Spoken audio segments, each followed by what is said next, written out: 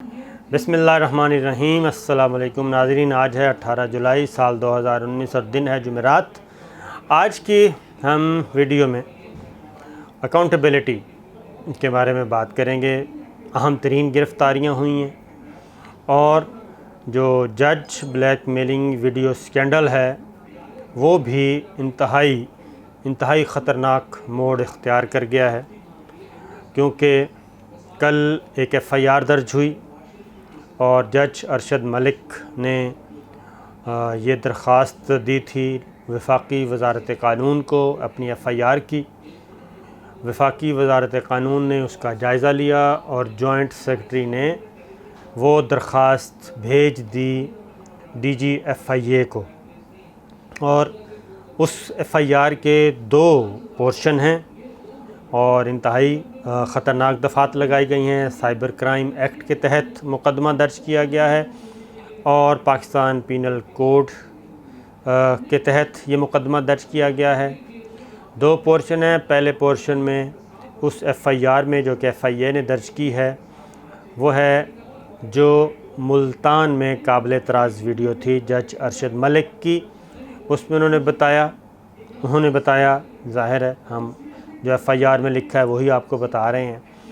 उन्होंने ये बताया कि उनको 16 साल पहले कोई चीज़ खिलाई गई, उसके बाद काबिल एतराज़ वीडियो बनाई और मियाँ तारिक ने बनाई और उस वीडियो की बुनियाद पे उनको फिर नवाज़ शरीफ साहब का जो मुकदमा आया उस वीडियो की बुनियाद पे उनको बार बार ब्लैकमेल किया जाता रहा। उसमें उन्होंने जो मुल्ज़िम नामज़द किए हैं वो हैं मियाँ तारिक, मुल्तान के रहायशी हैं जो गिरफ़्तार हैं इस वक्त, और उन्होंने वीडियो बनाई थी क्योंकि वीडियो उनके कब्ज़े में थी।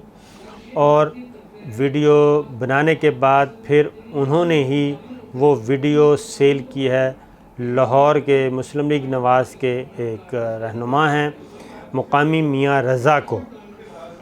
ये 2 उसके बाद नासिर भट्ट जो कि मुस्लिम लीग काफ के ही हैं, शरीफ फैमिली के बहुत क्लोज़ हैं और लंदन जा चुके हैं, उनका नाम है। एक मुल्ज़िम है उसमें नासिर जंजुआ साहब, एक मुल्ज़िम है उसमें महर जिलानी साहब। ये हैं वो मुल्ज़िमान जिनका उसमें ज़िक्र किया गया है और उन्होंने बताया है। फिर हाँ, उसमें नवाज़ शरीफ साहब का भी उस FIR में है नाम, उसमें हुसैन नवाज़ का नाम भी है क्योंकि नवाज़ शरीफ साहब से भी मुलाकात करवाई गई थी जाती उम्रा में और मदीना मुनव्वरा में हुसैन नवाज़ से मुलाकात की गई थी। और यही वीडियो स्कैंडल जो है वो ज़ेर बहस रहा और उन्होंने कहा कि उन्हें उस वीडियो की बुनियाद पे ब्लैकमेल करके मखसूस स्क्रिप्ट मुझसे कहा गया कि आप ये अदा करें ताकि नवाज़ शरीफ साहब को जो सज़ा हुई है उसको मुतनाज़ बनाया जा सके। ये FIR दर्ज हो गई है। एक मुल्ज़िम की गिरफ़्तारी है, नासिर भट्ट के आज यहाँ पे जो इस्लामाबाद में उनका डेरा है, उनके भाई वहाँ पे मुकीम है, वहाँ पे रेड किया गया, वहाँ पे छापा मारा गया और मियाँ तारिक गिरफ़्तार हैं। दीगर मुल्ज़िमान की गिरफ़्तारी FIA जब समझेगी तो गिरफ़्तार करेगी। ये हो गया दूसरा पोर्शन, वो बहुत ही ज़्यादा। उसमें FIR में मरियम बीबी, शहबाज शरीफ साहब, शाहिद खाकान अब्बासी, आसिन इकबाल साहब, ख्वाजा आसिफ, परवेज़ रशीद और उज़्मा बुखारी इनके ख़िलाफ़ है और इनको भी अयानत जुर्म ब्लैक मेलिंग के की जो हैं दफ़ात लगाई गई हैं और इनके ख़िलाफ़ भी FIR दर्ज कर दी गई है। ये चीज़ हम आपको पहले भी बता रहे थे कि ये एक कट्टा तो खोल दिया है मरियम बीबी ने और शायद इसीलिए बाकी रहनुमाओं ने उनको मना भी किया था, लेकिन उन्होंने ये बिल्कुल आई और आके प्रेस कॉन्फ्रेंस कर दी। अब ये तमाम लोग इस मुसीबत में फंस गए हैं। अब FIA इन्वेस्टिगेशन कर रही है और FIA जैसे जैसे स्टेटमेंट्स रिकॉर्ड करती जाएगी, जैसे जैसे उनको शवाहद मिलते जाएंगे उनको गिरफ़्तार किया जाता रहेगा, क्योंकि FIA का ज़रा तरीक़ाकार डिफरेंट है। FIA फ़ौरी तौर पे गिरफ़्तार नहीं करती, पहले शवाहद इकट्ठे करती है और उसके बाद फिर गिरफ़्तार किया जाता है। और मियाँ तारिक के पास से 300 से ज़्यादा काबिल एतराज़ वीडियोज़ बरामद की गई हैं और उसमें बहुत सारे بہت بڑے بڑے نام بھی شامل ہیں۔ تو یہ ایک بالکل فلمی سین انڈر ورلڈ کی طرح یہ سارا کام کیا جا رہا تھا ملتان میں۔ اور ملتان ویسے بھی ملتان میں ایک بہت پہلے ایک جگہ پہ وہ مجرا ہو رہا تھا، وہاں پہ پولیس نے ریڈ کیا تو اس میں ایک وہ جو بعد میں پھر ان میں سے ایک رہنما وزیر اعظم بھی بنے پاکستان کے، تو اس میں ایک اور صاحب بھی تھے، بیوروکریٹ تھے۔ تو وہ ہوا تھا تو جو بعد میں وزیر اعظم بنے انہوں نے دیوار پھلانگ کر دوڑ لگائی تھی اور جان بچائی تھی، ورنہ وہ بھی دھر لیے جاتے، البتہ ان کے جو دوست بیوروکریٹ تھے وہ گرفتار ہو گئے تھے۔ تو ملتان اس معاملے میں کافی خطرناک ہے، تو اس اسکینڈل کی وجہ سے تو اور بھی خطرناک ہو گیا۔ پھر وہ BMW V8 اور وہ بھی سامنے چیزیں آ چکی ہیں جس کے بدلے میں یہ ویڈیو خریدی گئی تھی۔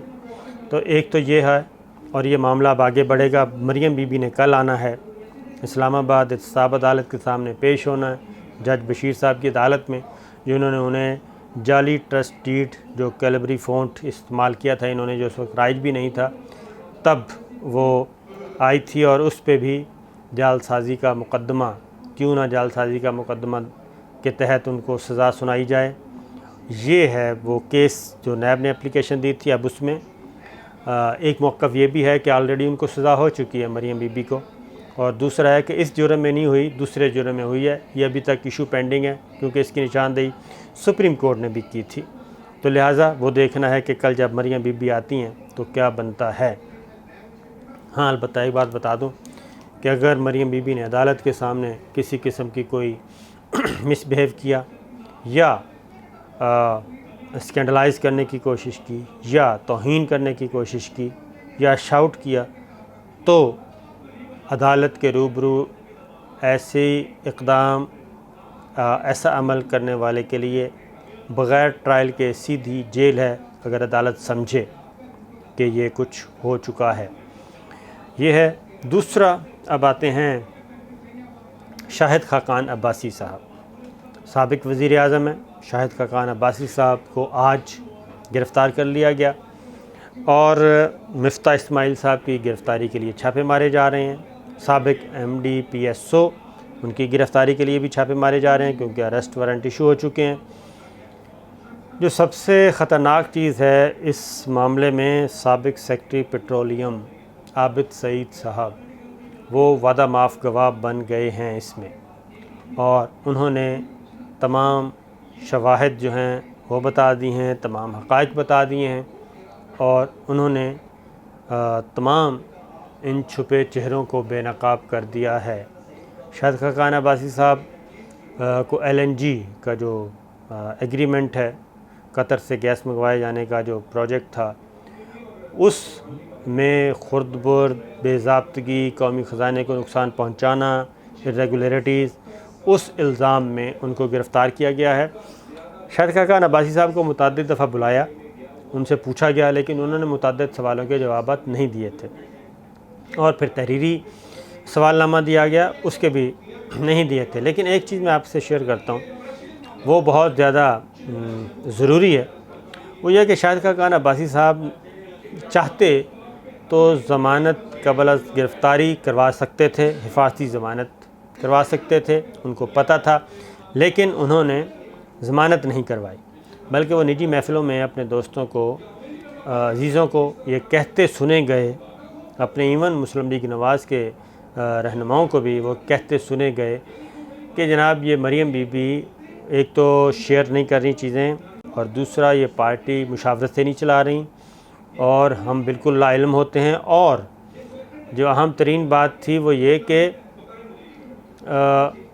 ہمیں ایک ایسے گند میں دھکیل دیا گیا ہے کہ ہم ویڈیو اسکینڈل، ایک فضول چیز کا دفاع کرتے رہتے ہیں سارا دن، اس سے بھی نالاں تھے۔